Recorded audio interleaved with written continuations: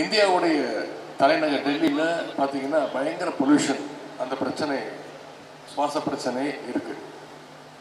ஆனால் நம்ம தமிழ்நாட்டை பொறுத்த வரைக்கும் நாம் பாதுகாப்பான ஒரு இடத்துல இப்போ இருந்துகிட்டு இருக்கோம். சுற்றுச்சூழல் பாதுகாப்பு விஷயத்தில் இன்னைக்கு பெரியவங்களை விட இங்கே வந்திருக்கக்கூடிய இளைஞர்கள், குழந்தைங்க, நீங்கள் மிகவும் அக்கறையாக இருக்கிறது மிகவும் மகிழ்ச்சிக்குரிய ஒரு விஷயம். இப்படி ஒரு நிகழ்ச்சியை நடத்துறது மட்டும் இல்லாமல் இந்த இனிஷியேட்டிவில் பார்ட்டிசிபேட் பண்ண அத்தனை இளைஞர்களுக்கும் மாணவ செல்வங்களுக்கும் மீண்டும் என்னுடைய பாராட்டுக்கள், என்னுடைய வாழ்த்துக்கள்.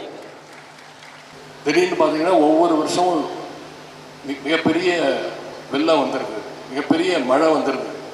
சில சமயம் பார்த்தீங்கன்னா வறட்சி ஏற்படுகின்றது. இப்படி கிளைமேட் சேஞ்சஸ் ப்ராப்ளம் கடந்த ஆண்டுகளாக அதிகமாகிட்டே வந்துகிட்டு இருக்கு.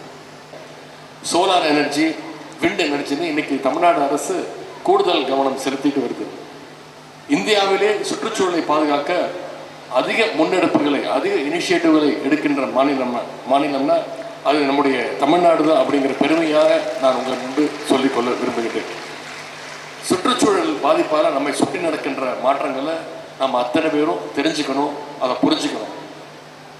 அப்போதான் நம்முடைய அடுத்த ஜென்ரேஷனுக்கு பாதுகாப்பான ஒரு சுற்றுச்சூழலை நாம் ஏற்படுத்தி கொடுக்க முடியும். அது நம்ம பண்ணுறது நமக்கு பெருமை கிடையாது.